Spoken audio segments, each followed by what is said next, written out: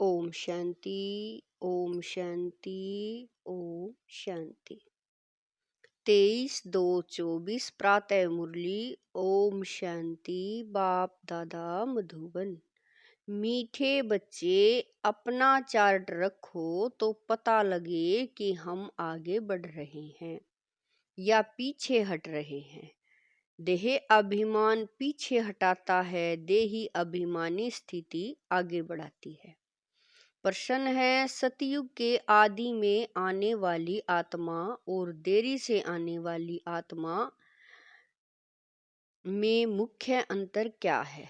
उत्तर है, आदि में आने वाली आत्माएं सुख की चाहना रखेंगी, क्योंकि सतयुग का आदि सनातन धर्म बहुत सुख देने वाला है। देरी से आने वाली आत्मा को सुख मांगना आएगा ही नहीं। वह शांति शांति मांगेंगे। बेहद के बाप से सुख और शांति का वर्षा हर आत्मा को प्राप्त होता है। ओम शांति। भगवान वाच। जब भगवान वाच कहा जाता है तो बच्चों को श्री कृष्ण बुद्धि में नहीं आता। बुद्धि में शिव बाबा ही आता है। मूल बात है बाबा का परिचय देना, क्योंकि बाप से ही वर्षा मिलता है। तुम ऐसे नहीं कहेंगे कि हम शिव बाबा के फॉलोअर्स हैं। नहीं, शिव बाबा के बच्चे हैं। हमेशा अपने को बच्चे समझो और कोई को यह पता नहीं है कि वह बाप टीचर गुरु भी है। तुम बच्चों में भी बहुत है जो भूल जाते हैं। यह याद रहे तो भी अहो सौभाग्य है। बाबा को भूल जाते हैं, फिर लौकिक देह के संबंध याद आ जाते हैं। वास्तव में तुम्हारी बुद्धि से और सब निकल जाना चाहिए। एक बाप ही याद रहे। तुम कहते हो तवमेव माताश्च पिता तुमेव। अगर दूसरा कोई याद आता है तो ऐसे नहीं कहेंगे कि सदगति में जा रहे हैं। देह अभिमान में है तो दुर्गति ही होती है। देही अभिमानी हो तो सदगति होती है। कभी नीचे कभी ऊपर चढ़ते उतरते रहते हैं, कभी आगे बढ़ते हैं, कभी पीछे हटते हैं। देह अभिमान में तो बहुत आते हैं। इसीलिए बाबा हमेशा कहते हैं चार्ट रखो तो पता पड़े हम आगे बढ़ रहे हैं या पीछे हट रहे हैं। सारा मदार है याद पर। नीचे ऊपर होते ही रहते हैं। बच्चे चलते चलते थक जाते हैं, फिर रड़ियां मारते हैं। बाबा, यह होता है, याद भूल जाती है। देह अभिमान में आने से ही पीछे हटते हैं। कुछ न कुछ पाप करते हैं। याद पर सारा मदार है। याद से आयु बढ़ती है। इसीलिए योग अक्षर नामी ग्रामी है। ज्ञान की तो बहुत सहज सब्जेक्ट है। बहुत हैं जिनको ज्ञान भी नहीं है तो योग भी नहीं है। इससे नुकसान बहुत होता है। बहुतों से मेहनत होती नहीं है। पढ़ाई में नंबरवार तो होते ही हैं। पढ़ाई से समझा जाता है कि यह कहाँ तक और किसकी सर्विस करते हैं। सबको शिव बाबा का परिचय देना है। तुम जानते हो बेहद का वर्षा एक ही बेहद के बाप से मिलता है। मुख्य है माता पिता और तुम बच्चे।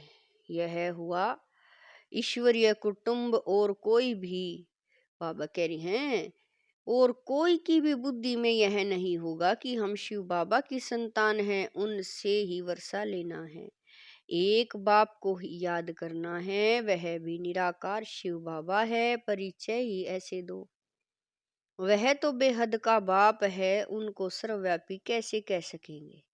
भला उनसे वर्षा कैसे पाएंगे? पावन कैसे बनेंगे? बन ही नहीं सकेंगे। बाप घड़ी घड़ी कहते हैं, मन मना भव मुझे याद करो। यह कोई भी जानते नहीं है। श्री कृष्ण को भी वास्तव में सब नहीं जानते। वह मोर मुकुटधारी यहाँ कैसे आएगा? यह है बहुत ऊंचा ज्ञान। ऊंचे ज्ञान में जरूर थोड़ी डिफिकल्टी भी होगी। सहज नाम भी है। बाप से वर्षा लेना तो सहज है ना। बच्चे डिफिकल्ट क्यों समझते हैं? क्योंकि बाप को याद नहीं कर सकते। बाबा ने बच्चों को दुर्गति और सदगति का राज भी समझाया है। इस समय सब दुर्गति में जा रहे हैं। मनुष्य मत दुर्गति में ले जाती है, यह है ईश्वरीय मत। इसीलिए बाबा कॉन्ट्रास्ट बनवाते हैं। हर एक मनुष्य अपने से पूछे कि हम नरकवासी हैं व स्वर्गवासी हैं, अब सतयुग है कहाँ। परंतु मनुष्य कुछ भी समझते नहीं, सतयुग को भी कल्पना समझते हैं। अनेक मत है, अनेक मत से दुर्गति होती है, एक मत से सदगति होती है। यह तो बहुत अच्छा स्लोगन है। मनुष्य मनुष्य को दुर्गति में ले जाते हैं। एक ईश्वर सभी को सदगति देते हैं, तो तुम शुभ बोलते हो ना। बाप की महिमा करते हो, वह सर्व का बाप है, सर्व की सदगति करते हैं। बच्चों को बाप ने समझाया है, भले प्रभात फेरी निकालो, बोलो हेविनली गॉड फादर हमको यह पद प्राप्त करा रहे हैं।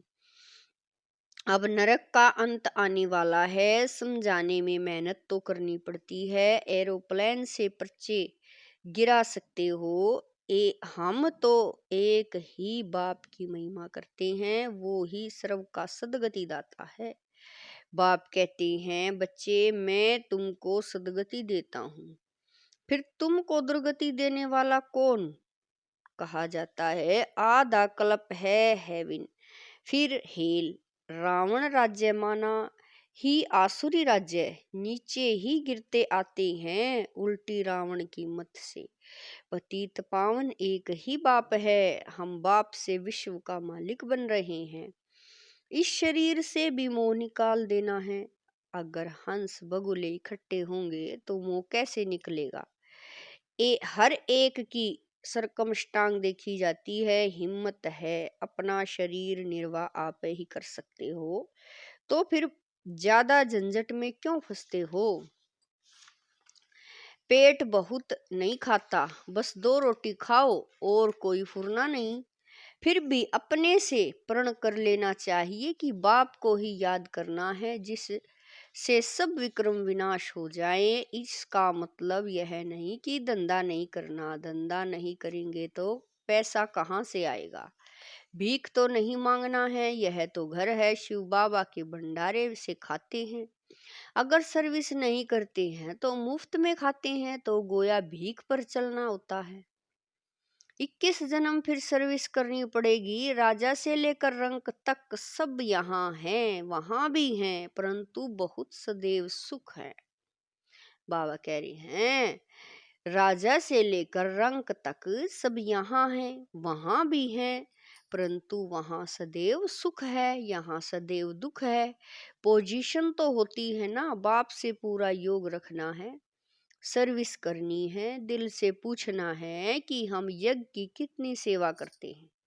कहते हैं ईश्वर के पास सब हिसाब बना बनाया है, उसको साक्षी होकर देखा जाता है कि इस चलन से क्या पद पाएंगे। यह भी समझ सकते हैं कि श्रीमत पर चलने से कितना उच्च पद पाएंगे, न चलने से कितना कम पद हो जाता है। यह सब समझने की बातें हैं। तुम्हारे पास प्रदर्शनी में कोई भी धर्म वाला आता है, बोलो बेहद के बाप से बेहद के सुख शांति का वर्षा मिलता है। बेहद का बाप ही शांति दाता है, उनको ही कहते हैं शांति देवा। अब कोई जड़ चित्र थोड़ा ही शांति दे सकेगा। बाप कहते हैं तुम्हारा सब धर्म है शांत। तुम शांति धाम में जाना चाहते हो, कहते हो शिव बाबा शांति दो, तो बाप क्यों नहीं देंगे? क्या बाप वर्षा नहीं देंगे बच्चों को? कहते हैं शिव बाबा सुख दो, वह तो हेवन स्थापन करने वाला है, तो सुख क्यों नहीं देंगे? उनको याद ही नहीं करेंगे, उनसे मांगेंगे ही नहीं, तो वह देंगे भी क्या?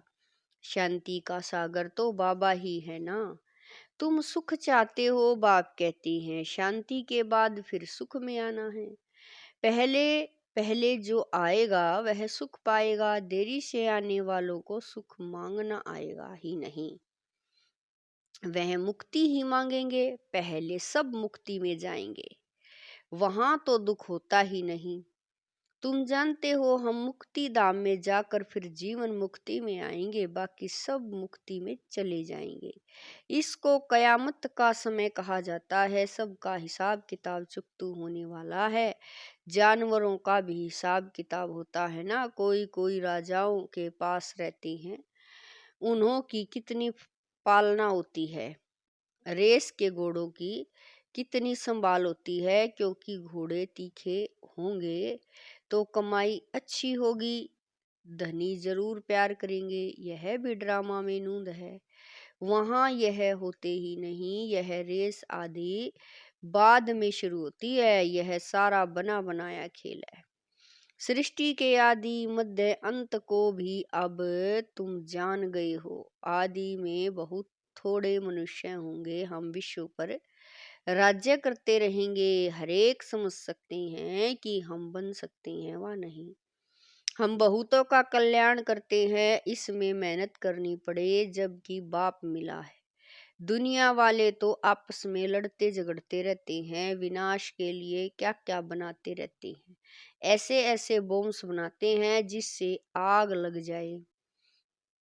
बम्बोर को आग कोई कम थोड़ा ही लगेगी, बुझाने वाला कोई रहेगा नहीं। ढेर बॉम्ब्स बनाते रहते हैं, उसमें गैस पॉइजन आदि डालते हैं जो हवा चलने से ही सब खत्म हो जाएगा। मौत तो सामने खड़ा है, इसीलिए बाप कहते हैं वर्षा लेना हो तो लो, मेहनत करो, टू मच धंधे आदि में मत जाओ। कितना चिंतन रखना चाहिए पड़ता है। बाबा ने इनको तो छुड़ा दिया। अब यह छी दुनिया है। तुम बच्चों को बाप को याद करना है तो तुम्हारे विक्रम विनाश हो जाएं और बाप से वर्षा ले लेवे।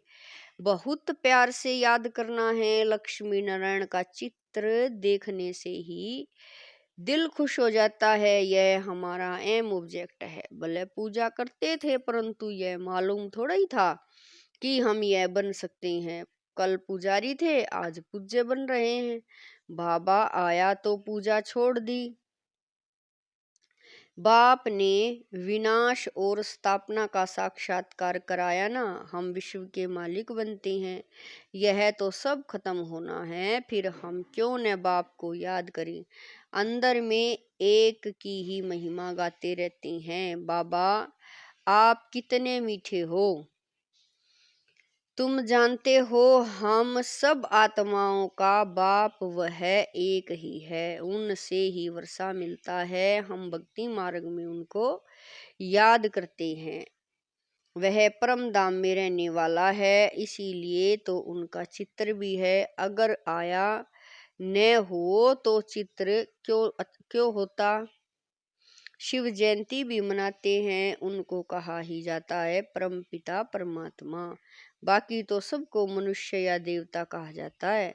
सबसे पहले आदि सनातन देवी देवता धर्म था, पीछे और धर्म हुए हैं।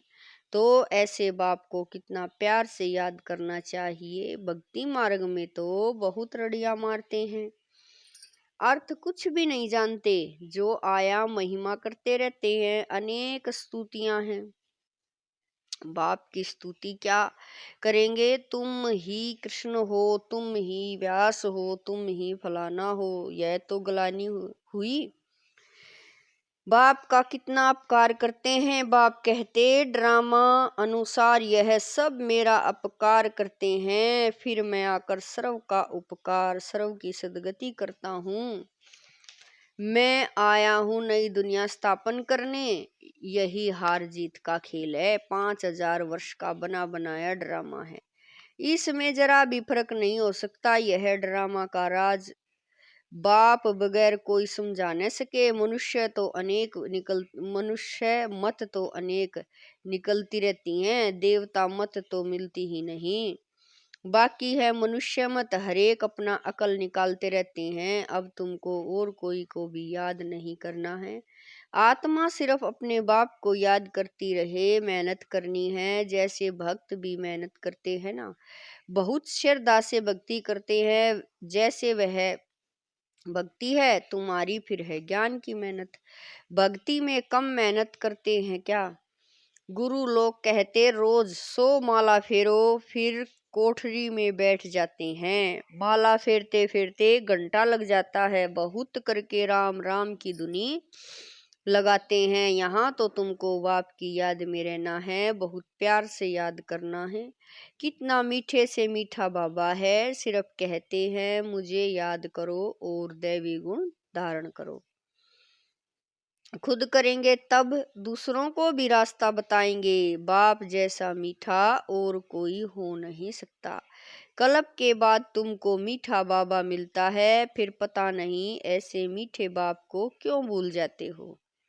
बाप स्वर्ग का रचेता है तो तुम भी जरूर स्वर्ग के मालिक बनते हो, परंतु जंग उतारने के लिए बाप को याद करो। न याद करने की को ऐसी कौन सी मुसीबत आती है। बाबा कह रही हैं न याद करने की ऐसी कौन सी मुसीबत आती है, कारण बताओ। क्या बाप को याद करना डिफिकल्ट है? अच्छा, मीठे मीठे लक्की सितारों प्रति माता पिता बाप दादा का याद प्यार और गुड मॉर्निंग। रूहानी बाप की रूहानी बच्चों को नमस्ते। हम रूहानी बच्चों की रूहानी माता पिता बाप दादा को दिलवा जान शिकवा प्रेम से याद प्यार गुड मॉर्निंग नमस्ते। ओम शांति मेरे बाबा। लाख लाख शुक्रिया मेरे बाबा। धारणा के लिए मुख्य सार है। नंबर 1, शरीर निर्वाह अर्थ कर्म जरूर करो, लेकिन टू मच झंझटों में नहीं फंसना। ऐसा चिंतन धंधे आदि का न हो जो बाप की याद ही भूल जाए। नंबर 2, अनेक मनुष्य मतों को छोड़ एक बाप की मत पर चलना है। एक बाप की महिमा गानी है, एक बाप को ही प्यार करना है, बाकी सब से मोह निकाल देना है। वरदान है बेहद की वैराग्य वृत्ति द्वारा पुराने संस्कारों के वार से सेफ रहने वाले मास्टर नॉलेजफुल भव। वरदान है बेहद की वैराग्य वृत्ति द्वारा पुराने संस्कारों के वार से सेफ रहने वाले मास्टर नॉलेजफुल भव। पुराने संस्कारों के कारण सेवा में व संबंध संपर्क में विघ्न पड़ते हैं। संस्कार ही भिन्न भिन्न रूप से अपनी तरफ आकर्षित करते हैं। जहाँ किसी भी तरफ आकर्षण है वहाँ वैराग्य नहीं हो सकता। संस्कारों का छिपा हुआ अंश भी है तो समय प्रमाण वंश का रूप ले लेता है, परवश कर देता है। इसीलिए नॉलेजफुल बन बेहद की वैराग्य वृत्ति द्वारा पुराने संस्कारों संबंधों पदार्थों के वार से मुक्त बनो तो सेफ रहेंगे। स्लोगन है माया से निर्भय बनो और आपसी संबंधों में निर्माण बनो। स्लोगन है माया से निर्भय बनो और आपसी संबंधों में निर्माण बनो। ओम शांति।